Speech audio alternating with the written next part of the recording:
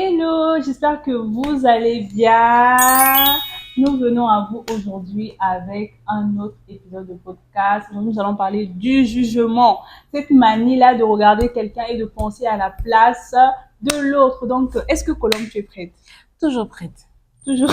Let's go. Jesus, your love is amazing. Jesus, your love is amazing. I see your grace all over. Hello, Colombe. Hello, Trinité. Comment tu vas? Je vais bien et toi?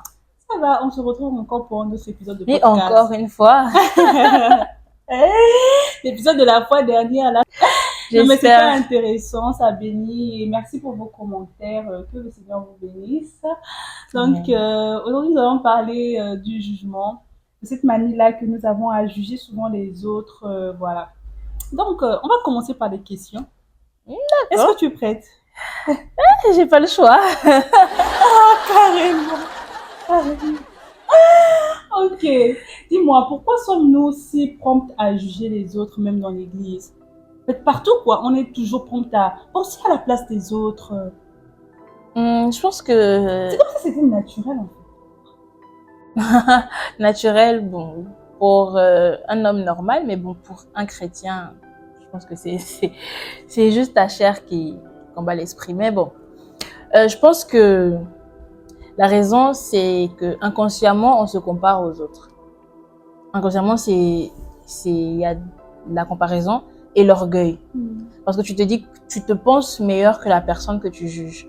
Quand tu vois une personne à l'église qui peut-être vient de se convertir, qui n'est pas encore parfaite, genre qui trébuche encore, tu vas forcément juger cette personne-là et tu lui dis que pourquoi la personne a fait ci, pourquoi la personne s'habille comme ça, pourquoi elle parle comme ça, pourquoi elle réagit comme ça. Alors que toi aussi, tu as oublié que tu es passé par là. Mais bon, comme aujourd'hui, tu estimes que ta relation avec Dieu est entre griffes stables, une griffe bonne, parce que voilà, c'est toi qui le dis, hein. On ne sait pas si Dieu dit ça, mais bon, en tout cas, toi, tu le dis. Donc, tu te permets de juger l'autre. Et souvent aussi, c'est juste te comparer parce que tu veux te sentir supérieur, tu rabaisses l'autre. Et je pense que c'est pas seulement dans l'église. Ça se passe aussi Partout, même partout, à l'école. l'école et On a tout. toujours cette tendance-là à penser à la place des autres. Par exemple, tu m'as écrit coucou, j'ai pas répondu. Tu penses direct que j'ai vu, j'ai pas géré. Ou j'avais dit que je vais te donner peut-être 53 000 francs. Et puis, j'ai dit que je te donnerais ça pendant le culte du dimanche. Le dimanche, je suis pas venue. Oh non, elle veut pas me donner l'argent. Oui, Oh non, elle m'a menti. Si elle n'est pas venue au culte, c'est certainement parce qu'elle ne voulait pas me donner l'argent.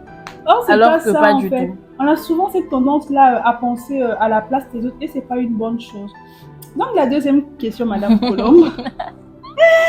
Quels sont les dangers spirituels et émotionnels d'un cœur rempli de jugement?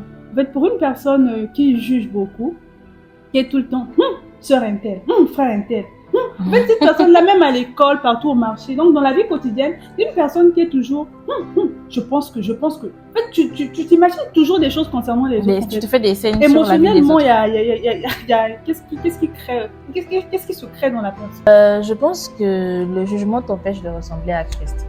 Parce que quand on regarde même l'évolution de Jésus durant tout son ministère, il était entouré de personnes qu'on pourrait qualifier d'impures, qu'on pourrait qualifier de bizarres, qu'on pourrait qualifier de vraiment des personnes n'ayant pas une vie adéquate. Mais Jésus, lui, c'était pas son problème en fait. Il était là pour un but précis, il était là pour leur apporter la bonne nouvelle. Et peu importe leur style de vie, peu importe comment ils se comportaient, lui, il les aimait. Et donc, juger une personne, déjà, ça t'empêche de manifester le caractère de Christ, ça t'empêche de manifester le réel amour de Dieu. Et ça te pousse à être hypocrite. Parce que si tu es dans l'église et que tu juges une personne, tu vas pas aller dire à la personne. Parce que si tu juges, ça veut dire que tu ne pars pas voir la personne pour l'aider à changer. Mais tu te contentes juste de critiquer.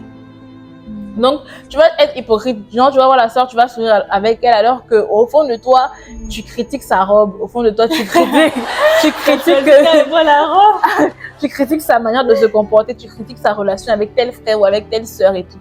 Donc, ça te pousse à être hypocrite, ça te pousse à ne pas manifester le réel amour. Et c'est grave. Et je pense que émotionnellement, lorsque tu es tout le temps en train de penser à la place des autres, tu te blesses toi-même en fait, tu te fais du Effectivement. mal. Tu auras toujours tendance à être suspicieux. Or, la Bible dit que l'amour ne suspecte suspecte pas le mal. Voilà, ne suspecte point le mal, tout ça. Donc, en fait, ça veut dire qu'en toi aussi, tu manques d'amour, Exactement. que ça ne va pas, en fait, émotionnellement. Des fois, tu vas dire qu'un tel ne m'aime pas, un tel ne me gère pas. C'est ça. Et je pense que ces choses-là sont souvent causées, des fois, par des rejets qu'on a pu vivre, par beaucoup de choses qu'on a pu vivre. Ça crée en nous ces choses-là. D'où quelqu'un qui est tout le temps en train de juger les autres, de penser, en fait, à la place des autres, est souvent dans... En fait, ça ne va pas. Et je pense que tu auras aussi des difficultés dans ta relation aussi avec le Saint-Esprit. Or, la Bible nous dit de nous sanctifier. Et la sanctification, il y a ce caractère-là aussi intérieur, en fait. Exactement. On doit sanctifier nos pensées, on doit se sanctifier. Donc, on se dit que okay, je ne vais pas tomber dans l'impudicité. Ça, c'est la sanctification de la chair, tout ça.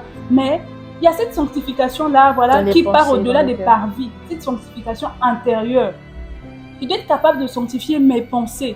Et donc, c'est là que, lorsque ça ne va pas, en fait, tu ne vas pas bien, ton âme est souillée, ça ne va pas par des pensées impures. Mais, par exemple, le pasteur a parlé d'un thème à l'église, et puis il tu prend te des sens exemples. directement, tu dis que non, c'est ton histoire qu'il est venu raconter, ou que non, c'est parce que j'ai raconté ça à telle sœur, elle est partie dire au pasteur, alors que pas du tout. Pas du tout. Le pasteur a pris l'exemple, tu te dis que c'est moi. Or, c'est pas ça. Et tu te fais du mal à toi-même. Toi-même toute seule. Tu te fais du mal à toi-même. Et je pense que ça naît aussi d'un manque d'estime. C'est ça. Lorsque tu n'es pas centré aussi sur Jésus, ça crée ce genre de choses. Et souvent aussi, c'est juste le reflet de tes blessures intérieures et le reflet des comparaisons que tu fais avec les autres. Parce que tu te sens inférieur, donc pour te sentir un peu supérieur, tu es obligé de rabaisser les autres. Et vraiment, c'est triste. Je pense que si on remarque en nous qu'on a cette tendance-là à toujours juger les autres, à penser à la place des autres, à nous imaginer des choses à la place des autres, je pense qu'on doit chercher à rentrer dans la présence du Seigneur. La Bible dit, nous tous qui le visage découvert, contemplant comme dans un miroir la gloire du Seigneur, nous sommes transformés en la même image.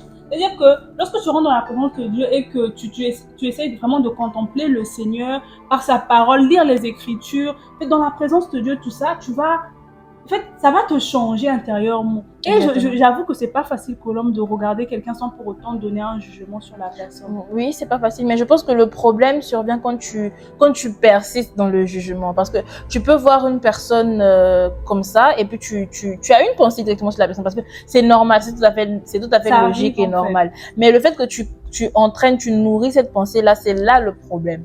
Parce que avoir une pensée qui part, et puis après tu vois que la pensée est mauvaise et tu la chasses, ça on va pas t'en vouloir. Mais le fait que tu nourrisses une pensée mauvaise et malsaine sur une personne, je pense que c'est là que le jugement devient vraiment un poison. Voilà pourquoi il faut toujours prier et méditer. D'où la Bible dit qu'on doit méditer jour et nuit. Plus tu combles tes pensées sur Christ, plus Christ est en toi, tout ça, en fait, ça t'évite au fait de rentrer aussi dans ce genre de choses. Et la question que je voulais te poser aussi, c'est comment discerner le jugement et le conseil? Parce que voilà, il y a aussi le conseil, parce qu'on va dire jugement, des fois que la personne te juge pas, mais la personne te donne un conseil. Je pense que tout est dans l'intention. Tout est dans l'intention et dans l'objectif. Pour une personne qui vient te juger ne va pas venir dans le but de te faire du bien, dans le but de te recadrer avec amour, dans le but de t'aider ou bien dans le but de t'édifier. Mais la personne va venir dans le but d'indexer ce qui est mal dans ta vie. Diminuer en fait. Exactement. La personne va plus se focaliser sur ce que tu as fait de mal que sur ce que le Seigneur veut en toi. Et la personne va se concentrer sur sa propre haine, sur ses propres genre, moi je te dis que non, je n'aime pas la manière dont tu t'habilles. Une sœur en Christ devrait s'habiller comme ça. Une sœur en Christ ne doit pas porter de perruque. Une sœur en Christ ne doit pas porter... Et tu te dis que la personne, en fait, tu vois dans la personne qu'elle n'est pas venue pour te conseiller. Elle est clairement venue pour t'indexer, pour te montrer que tu vis mal. Tu veux renverser ta haine. En fait, c'est ça. Et souvent, c'est ça, en fait. Une personne blessée ne va faire que blesser les autres. Exactement. Et je pense que le conseil va de pair avec l'amour. Oui, il faut aimer. Ça va de pair avec l'amour. Et quand tu conseilles l'autre, tu ne rabaisses pas l'autre, en fait. Personne n'aime être diminué, hein, personne. Et je pense même que dans la manière de faire, je me rappelle d'une histoire dans la Bible où on disait que non, quand ton frère t'a fait du mal, va lui parler, s'il n'écoute pas, appelle une autre personne. si la personne n'écoute pas, maintenant, faut le laisser devant les anciens. Je dis, ok, d'accord. Et c'est un peu comme ça. Quand tu veux vraiment le bien de la personne, tu parles une fois. Si la personne n'écoute pas, tu ramènes l'autre personne. Si elle n'écoute pas encore, là, maintenant, bon, tu l'emmènes chez les séparés, tu dis que la personne elle ne veut pas changer. Mais tout ça dans un esprit d'amour. Je pense que l'amour, c'est la base, en fait. La base, le poteau central. Maintenant, question. Écoutez bien la question. Waouh! As-tu déjà été détruite Ok, d'accord. ou freinée par le regard et le jugement des autres? Est-ce que ça t'est déjà arrivé d'être frustrée par le jugement des autres, blessée par le jugement des autres? Oui. Je pense que tout le monde est déjà passé par là. Ça m'est arrivé plusieurs fois même, malheureusement, mais bon, je suis passée à autre chose. Donc, comment je me suis sentie? Très mal. Je me disais que, comment ces personnes qui ne me connaissent pas peuvent en fait imaginer une vie de moi. Moi-même, je ne suis pas au courant de ça en fait, parce que ils t'inventent des vies, ils t'inventent des comportements basés sur une attitude que tu as eue peut-être pendant 10 secondes. Genre, tu es venu dans un endroit, par exemple, tu es venu nouvellement à l'église, tu as porté peut-être une robe qu'ils trouvent, qu'ils estiment assez près du corps, et tu dis que, oh non, la fille la vie, non, l'impudicité. Oh non, la fille là est venue pour chercher les garçons. Oh non, elle est venue pour draguer le pasteur. Et c'est des jugements que on vit au quotidien, malheureusement. Et ça t'est déjà arrivé aussi de regarder quelqu'un comme juger la personne pour... J'avoue, oui. Ouais. J'avoue quand même. Je me suis dit une fois, je regardais, c'était un frère, je regardais un frère et je me suis dit que comment il a fait pour tomber là, comment il a fait et tout. Et le jour où moi-même, le Seigneur m'a confrontée à cette situation et je me suis rendu compte que moi-même, en fait, j'étais à la limite de la chute. Je dis que, en vrai, c'est pas facile. Et c'est la grâce de Dieu, en fait. Amen. Amen. C'est souvent comme ça, des fois, on regarde les autres, on juge. Oui, c'est ça. En tout cas, et je pense que le truc, c'est que souvent, on oublie que la force qu'on a, c'est la grâce. C'est pas par nous. C'est parce que tu penses que tu es fort, tu penses que tu as une vie de prière, parce que tu penses que non, tu parles en langue, que tu te dis que non, c'est par ces forces-là, c'est par tes prières, c'est par ton parler en langue-là que tu résistes.